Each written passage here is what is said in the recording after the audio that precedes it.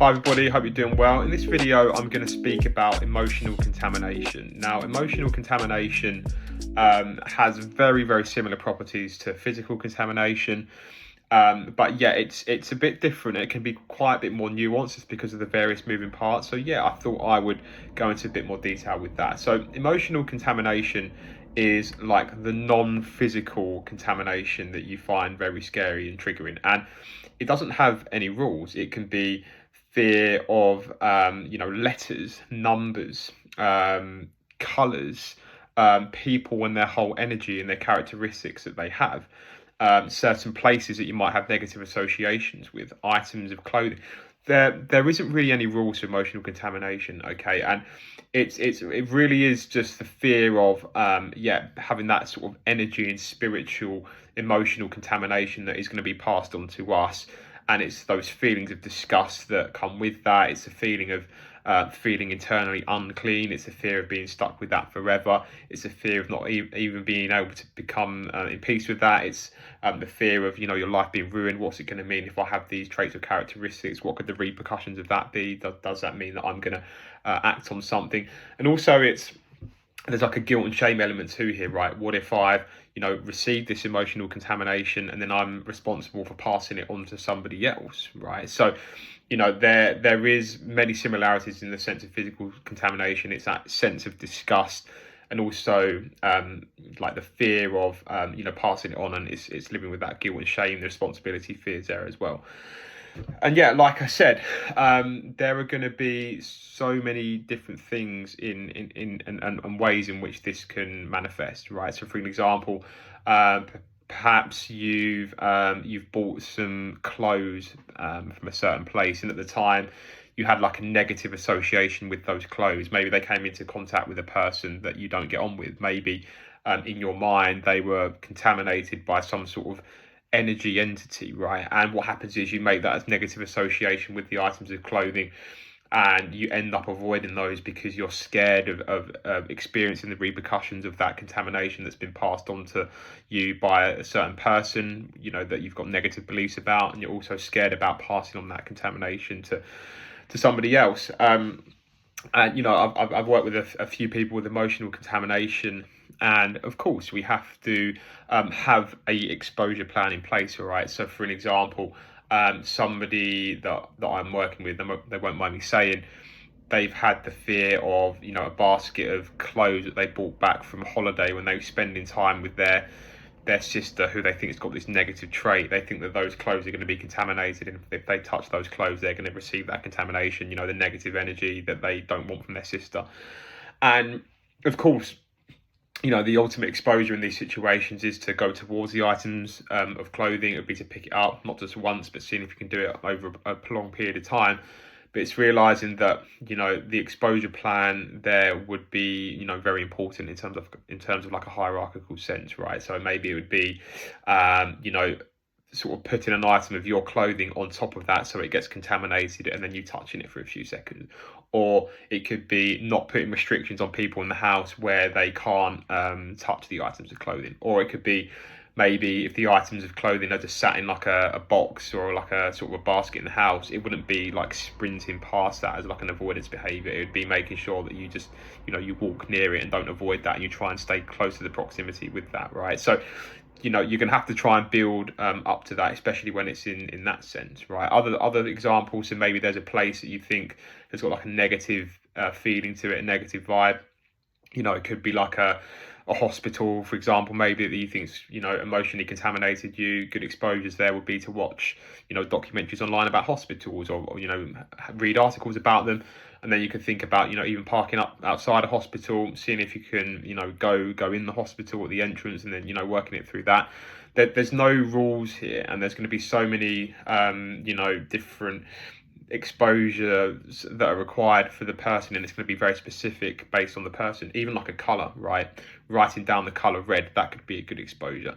Also maybe when the sort of the words, maybe you're scared of like a certain emotion or a sensation.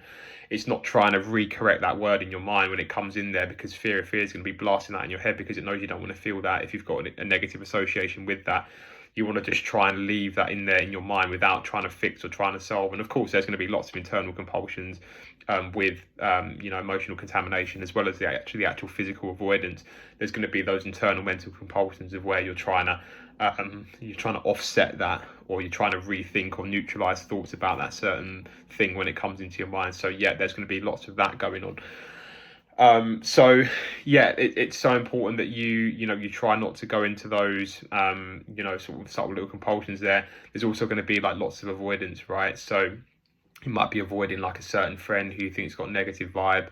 It might be and another one might be that you might avoid certain words. You might avoid maybe you're scared of having a trait that's going to make you a cheater, as well as like avoiding maybe somebody that's cheated. You're not going to want to read things online about somebody who's cheated because you don't want to pick that up, right? So like I said, it's so nuanced, and there's going to be so many different things. There's obviously a big magic thinking element to this. That just right OCD as well. You want to feel that internal cleanliness, and that your whole feelings aren't being disrupted, and you want to feel that general sense of calm. But that emotional contamination is going to try and get in there like that, right?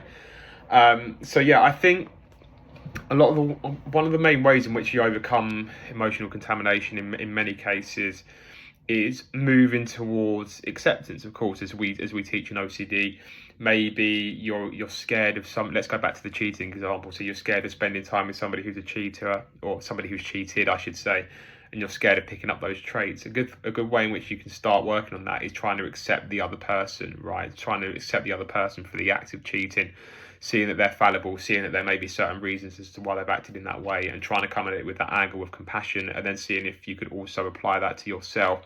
And that could also, generally speaking, help to bring the fear down there. Maybe, like I said, with the hospital, you've got a negative association with that. You could start moving towards acceptance of that event and say, hey, if I did ever go to the hospital at that time, the hospital was a building where other people are helped and nursed back to good health. How could I change my relationship with that? Maybe having an experience of going in that hospital has made you a better, well-rounded person going forward. So it's going to be the acceptance of the actual trigger as well that's fueling that. Maybe even like going into a shopping centre as well. That can be like a place where people have panic attacks and negative associations. Again, it's trying to change your relationship with that and change your perspective of that certain thing that's driving the cycle, as well as behaviourally going towards that.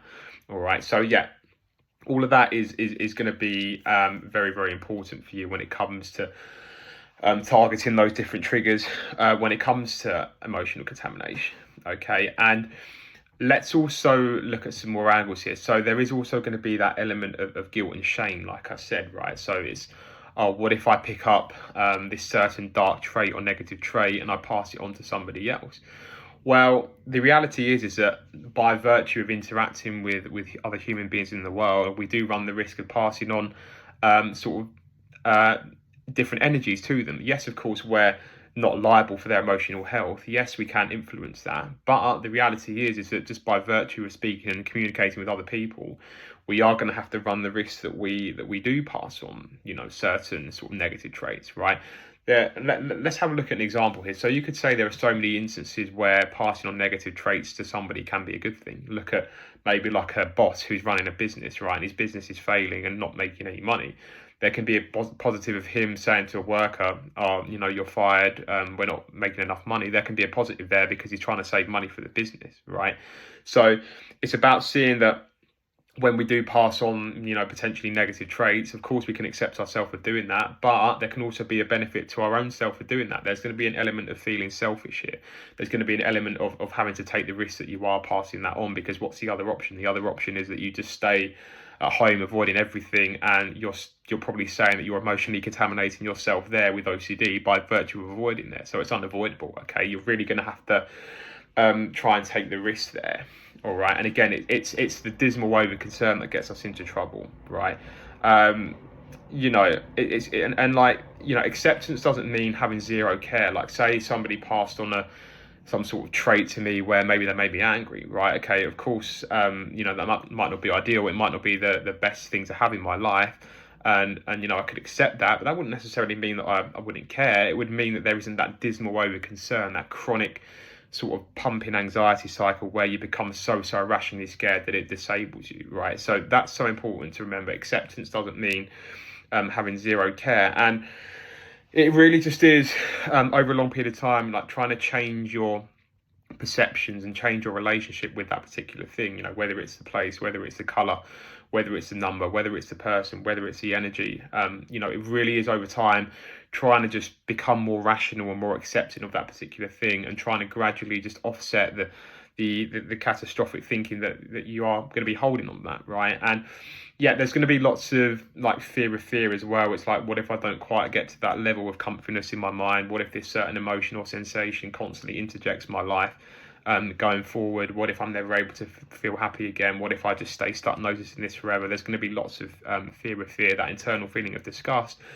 But yeah, like with physical contamination, you're going to have to really try and get used to those feelings of disgust and comfort. And again, trying to change your relationship with that, making sure that you bring it with you for the ride, get really good at trying to live alongside that. And yeah, dropping the expectation that you're going to reach this completely clean point internally, right? Of course, by virtue of living in this world, like I said, there are going to be natural sort of times and exchanges with other people and events and objects where the feng shui might get disrupted a little bit, and that's very much what we have to come to terms with. It's our perception on that, though, that is causing the suffering. Okay, so yeah, it's so important that you really try and look at those fears behind what's causing your emotional contamination. You're looking at some of those avoidance behaviors, thinking about the exposures that you can gradually start building that up to. Those mental solving compulsions as well. They'll feel quite automatic, especially early on. A lot of those mental compulsions don't go for a bit of like a lag time after even the main physical behaviors have been addressed. But yeah, it's where important you try not to engage in that sort of problem solving, that neutralizing, that thought suppression, that just right sensation that emotional contamination tries to give. It's so important that where possible you try not to go into that mindset.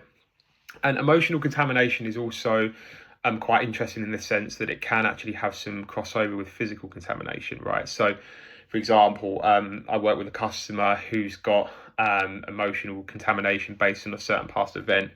Every time that thought of the event or the thing comes into their mind, what they do is they have like a bottle of hand sanitizer or hand cream, and every time that thought comes in, they try and offset that thought by cleaning their physical self, by cleaning their physical hand, all right? And that helps to deliver that just right sensation, right? So again, it's very interesting to see, the crossover there between the physical and emotional contamination as well, because like that sort of interchange is fueling the cycle, right? If you're having a thought to do with emotional contamination and you're trying to sort of scrub it away with the physical soap, again, it's a big compulsion because you're trying to offset that discomfort. So the same rules apply. It's about trying to reduce the frequency of that washing. It's trying to reduce the ritual that is actually keeping the cycle of emotional contamination fueled up there. Okay, so yeah, very, very important when it does come to that. All right, and again, there's lots of uncertainty that we're going to have to go with here with emotional contamination OCD, because it's not physical in the sense of other themes. It's almost like a big fear of fear angle, because it's like, what if I'm never able to comprehend? What if I'm never actually going to be able to get that physical certainty because it's all emotion based, right? So again, it's getting comfortable with that uncertainty. It's getting comfortable with not knowing the extent to which we may be emotionally contaminated. It's moving towards unconditional life acceptance of even if he was emotionally contaminated. And it's also realizing that, it's realizing that it's not the end of the world, even if that did, even if we did become contaminated, right? It would very much be open to our sort of interpretation and perspectives that are fueling that. Okay, and in time, it's realizing that even though it is uncomfortable and there might be certain core fears here, the fear of spreading the contamination, the fear of being stuck forever, the fear of guilt and shame. As you chip away at that bit by bit by bit, day by day, you'll see that you're gradually going to be able to return to that baseline level of calm, whilst working on the behavioural side of things when it comes down to that. So yeah, make sure that with emotional contamination, consistency is going to be key, not just doing one exposure and then that's it, you're done. Try and really go towards that. think about how you can sit with that discomfort, not trying to follow up with any compulsions of, like I said there, it could be the hand washing or trying to deliver a just right sensation, making sure that you're trying to bring down those avoidance behaviours and taking opportunities to go towards that. Yes, it's going to feel uncomfortable and it's not going to feel easy, but yeah, you really need to do that in order to take your life back from emotional contamination.